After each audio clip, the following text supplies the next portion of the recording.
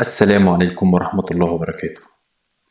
أهلا بكم في الدرس الرابع من سلسلة تعليم الديناميك كومبوننت. طبعا المرة اللي فاتت احنا سيبنا الوحدة دي، أو وصلنا عند إن الوحدة دي كانت من غير ضلف، كانش ليها الجزء اللي تحت ده الوزرة. طبعا أنا عملتهم، مش عايز أقول لكم إن كمان يعني أنا الوحدة اللي احنا كنا سايبينها دي أنا اشتغلت عليها، يعني دي نفس الوحدة إيه، وصلتها إن هي بقت بالشكل ده. يعني يعني قعدت أعدل عليها لغاية ما خليتها هي نفس الوحدة إنها بقت دولاب. يعني عشان خاطر ما خليكش تسبق الأحداث، هي الموضوع كله حاجات بتترتب على بعض، يعني معادلات بتترتب على بعض. ده الدولاب اللي احنا كنا شغالين عليه، كانت ارتفاعه حتى كانت الوحدة 78 سنتي، كانت هي زي كده. طبعا ده كل الحاجات دي انا ضفتها لها، ما علينا. يعني انا هوريك بعد كده الحاجات دي ان شاء الله نعملها ازاي. هنعمل النهاردة ضلف، هنشتغل الضلف وهنخليها بتفتح وتقفل زي كده، وهنعمل الوزرة اللي تحت. يلا نبدأ. خلينا ناخد دي على جنب كده.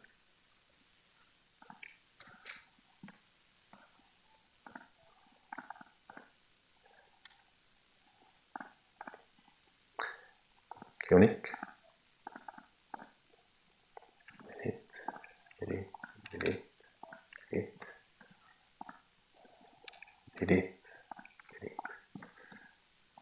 دي كده الوحدة كانت بالوضع اللي احنا كنا سايبينها كده.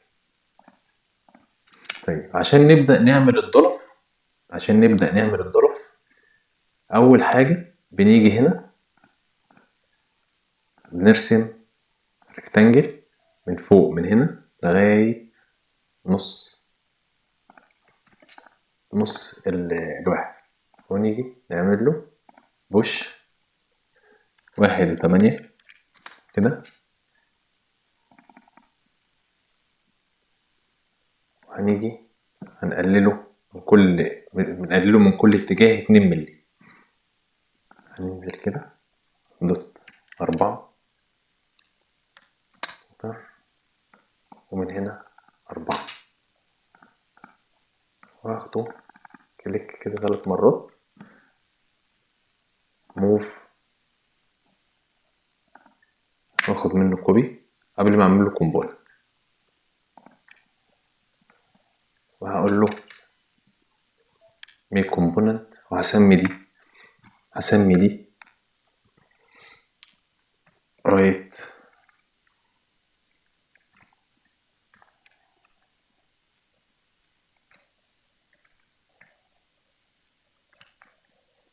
دور.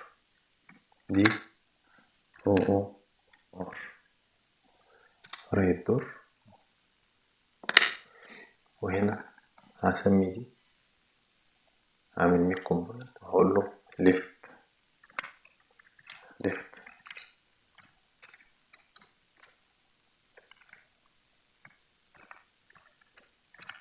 ليفت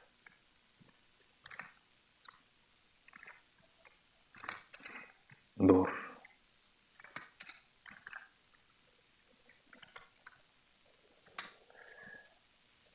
يبقى عندنا كده رايت دور وليفت دور. هنا دي فرود الكومبوننت اللي احنا عاملينه ورا لسه زي ما هو، ما جيناش جنبه، احنا عملنا بس الضلفتين عليه. وهنعمل كده، هنطلع بيها لفوق دوت 2 مللي كده، وندخل بيها لجوه 2 مللي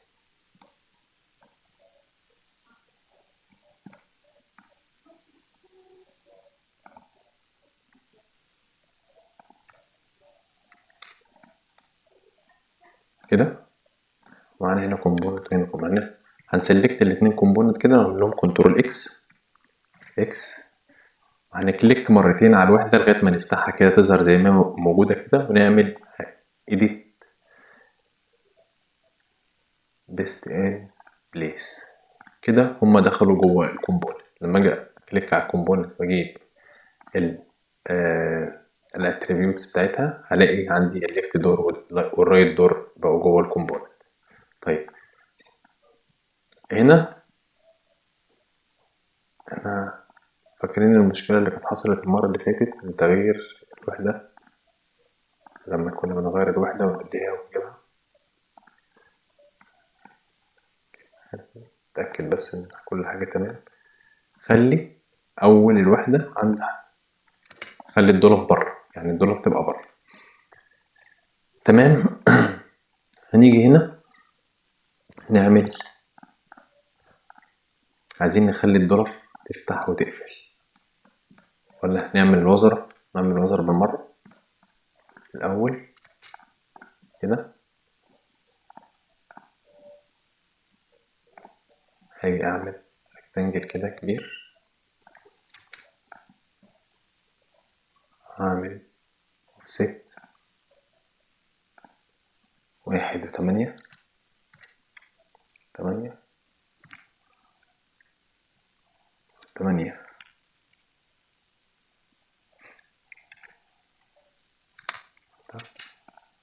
وهديليت الجزء اللي جوه ده، وهاخد كنترول اكس كده،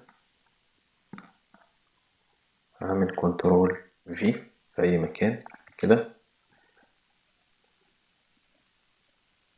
هاجي هنا هقطع دي كده، خلي الوش يبقى كله سليم من أول لآخر سليم، وخلي الظهر الجنب برضو سليم، وخلي الجزء بتاع كده. هاجي بعد كده اخد الجزء ده مع الجزء ده، كنترول سي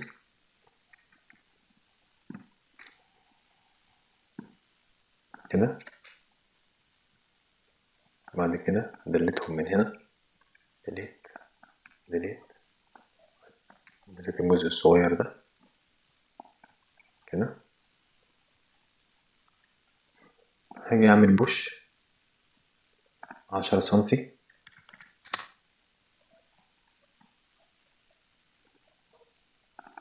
كده،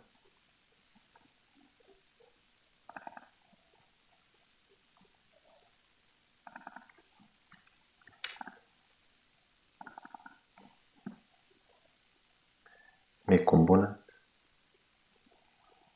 هنسميها ليفت، كفاية حرف ال ليفت بانل بنسل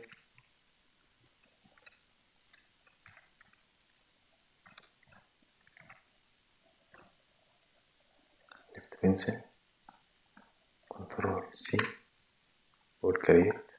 وهاجي هنا ميك كومبوننت كنترول في، بدل ال هكتب ار عشان تبقى رايت بنسل. ميك كومبوننت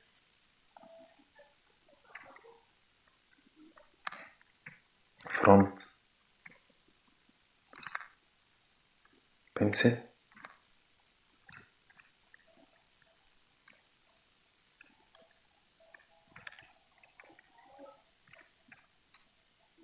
فرونت بنسل only make component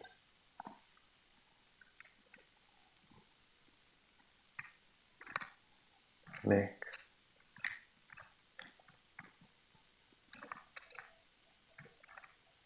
pen pencil. هاجي اجمعهم مع بعض تاني كده،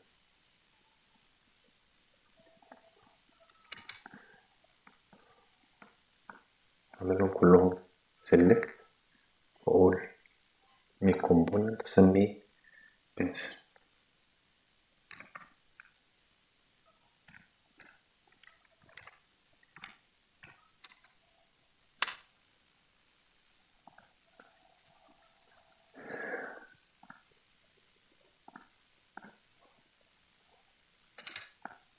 طبعا البنسل ده لو أنا جيت أصغره أضيف له سايز ونقول مثلا 120 دي خليها 100 أو خليها 60 كده. تحصل معانا نفس المشاكل اللي كانت بتحصل المرة اللي فاتت. هنقول كنترول زد كنترول زد، هنيجي هنا هنفتح هنا ونكتب في كل واحدة فيهم position size، وهنا position size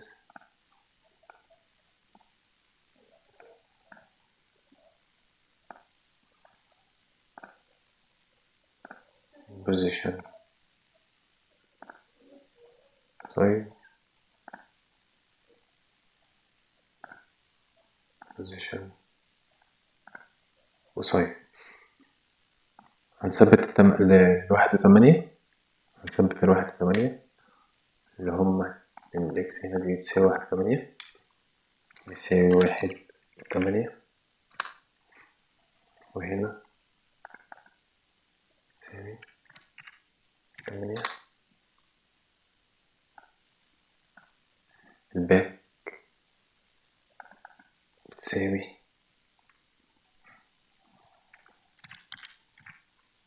تمانية، واحد اتنين تلاتة ناقص واحدة اللي هي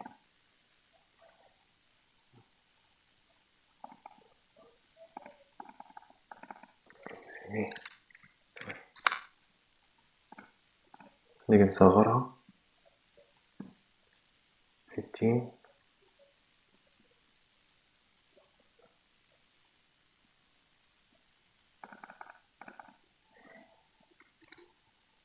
60.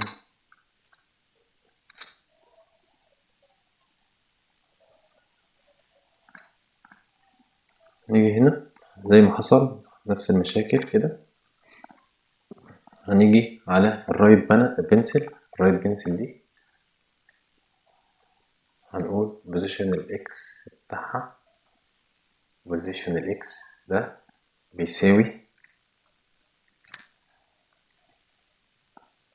بوزيشن هنا سايز برضو بوزيشن اقصد.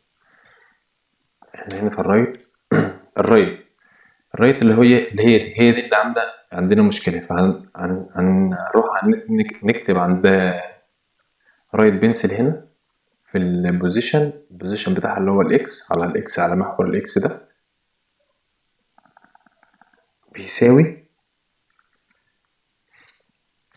بيساوي بوزيشن الاكس بتاع البنسل بتاع السوكل كله، يعني اللي هو البوزيشن ده. هنقول له انتر.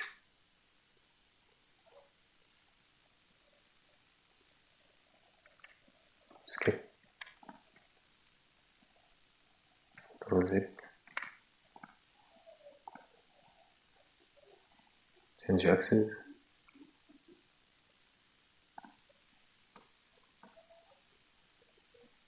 الاكسس مظبوط. طب هنا change axis برضو الاكسس مظبوط. ايه المشكلة؟ اوه تمام تمام. احنا هنقول هنا position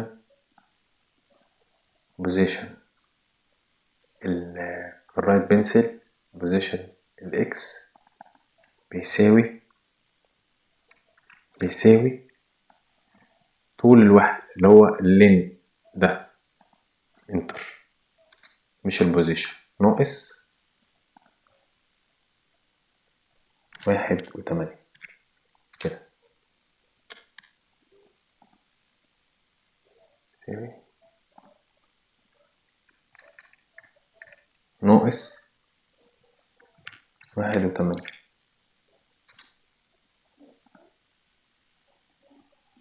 الرايت بنسل البوزيشن بتاعها بيساوي طول الوحدة ناقص 1.8. في ايه؟ بيساوي دي انتر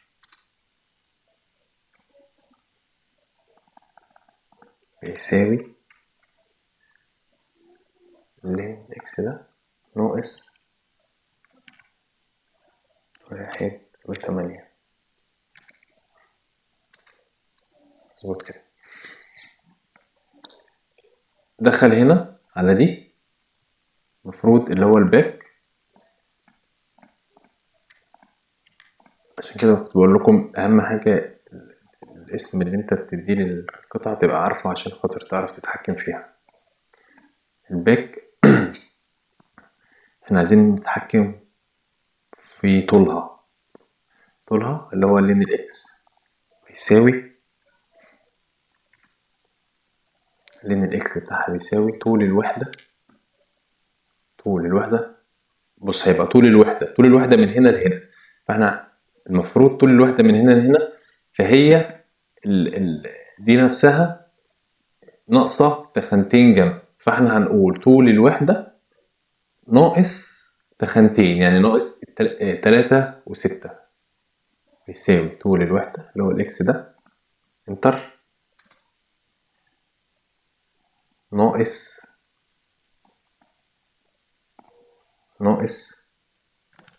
3 و6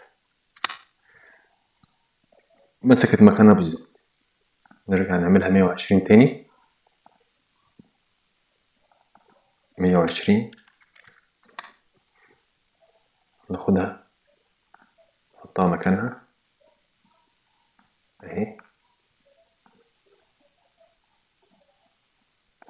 كده، وهنعمل لها كنترول اكس. هنفتح الوحدة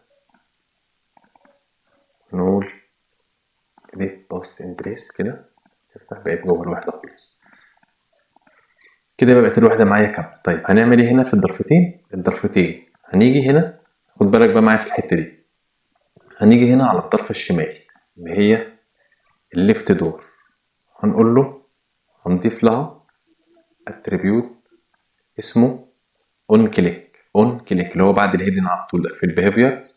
هنا اون كليك هنضيف اون كليك، وهنيجي هنا نكتب، انا لازم ما تتلخبطش في الحروف، تكتب اني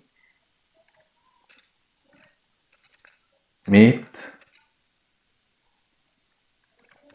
انيميت وهتفتح قوسين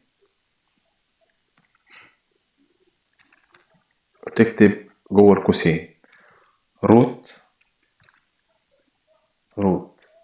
زد فاصلة 0.90 وتدوس انتر.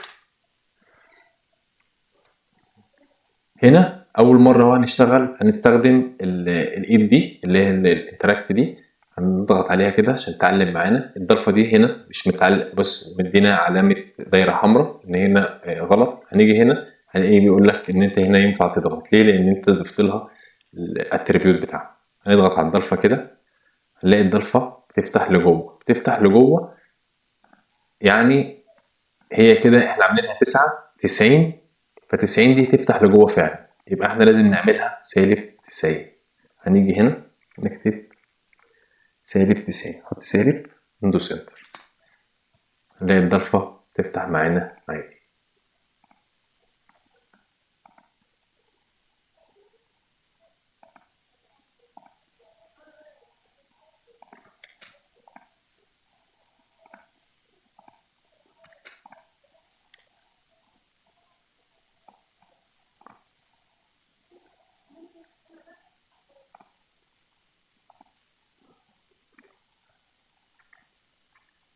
-90 انتر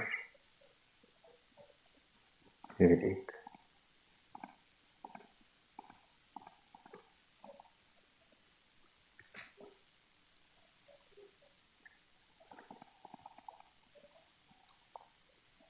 ممكن يكون الاتريبيوت فيه مشكلة، مش عارف. عامة الاتريبيوت موجود هنا اهو. هتشيل ده، تحط ده، تكتب هنا بس روت على الزد، وهنا في أول ستيت هنا هتدوس 0، وهنا هتدوس -90، وهتمسح الباقي.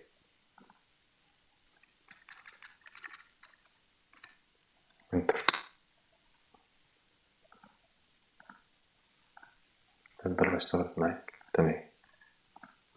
ممكن تعمل حاجة حلوة برضو، هتاخد نفس الانيميت ده، الاون كليك ده، تقول له كنترول سي، وهتيجي تفتح الرايت دور هنا، هتفتح الرايت دور وتضيف اون كليك هنا، تعمل كنترول في، وتيجي هنا تشيل علامة السالب بس. في غلطة هتحصل دلوقتي هعرفها لك عشان خاطر برضو تاخد بالك منها. هتيجي هنا تمسك الايد اهي، بص الضلفة فتحت مش زي دي بقى، يعني فتحت لجوه، لا دي فتحت لجوه وكمان فتحت غلط. طب ده من ايه؟ هنيجي هنا نبص على الضلفة، هنعمل كليك يمين هنا وهندوس على اكسشينج اكسس، هنلاقي ان الاكس بتاع الضلفة موجود في الناحية دي. طبعا الاكس ده هو بمثابة المفصلة، فاحنا هنيجي هنا ونقول له لا احنا عايزينه هنا، وعندك هنا بالظبط. واول ما نكليك هيدينا هنا تنبيه، هنقول له اوكي، هنخش يمين لغايه ما يبقى الشريط احمر كده، ندوس كليك ونروح الناحيه التانية لغايه نتاكد ان الشريط اخضر كده، وندوس اوكي. هنيجي نمسك الضلفه، هنلاقي الضلفه بتفتح معانا هنا هنا وهنا. عرفك بعد كده ان انت ممكن تعملهم الاتنين اللي بيفتحوا من فوق من هنا، و بيفتحوا الاتنين بتكة واحدة مع بعض، ونغير في أشكال الرفوف وكل الحاجات دي. نبدأ بعد كده إن شاء الله نشرح حاجات نتوسع بقى شوية. انت يعني احنا كده خلاص إن أنت تقدر تعمل واحدة زي كده، ولو وصلت اللي أنت بقيت خلاص بتعملها، فكده يبقى أنت وصلت لمرحلة كويسة. أهم حاجة إن أنت تبقى فاهم أنت بتعمل إيه. يعني بص هي دلوقتي 80 سنتي أهي، 80 الارتفاع بتاعها 2 متر، بس 2 متر هيعمل لنا مشكلة مع السوكولو، هيعمل لنا مشكلة مع السوكولو أيوه أهو. ومع التخانات دي، التخانات دي احنا معالجينها في الوحدة اللي احنا كنا عاملينها، بس هي انا بعرفك اللي احنا ممكن نقدر نوصل له بعد اللي احنا عملناه ده. اعرفك ازاي تعمل حاجات زي كده، تعمل الدرج ده، تعمل وحدة زي دي. الوحدة دي برضو بتكبر وتصغر عادي اهي. ال40 دي تبقى 150 مثلا، 150. والدرج برضو بيفتح، الدرج راكب فيه المجرة بتاعته اهو. نغير الالوان وبنغير الخامات وبنغير كل الحاجات دي، كل الحاجات دي اعرفها لك ان شاء الله. تابعني واكتب لي استفساراتك واعمل لايك وشير واشتراك في القناة، وان شاء الله في جديد كل مرة.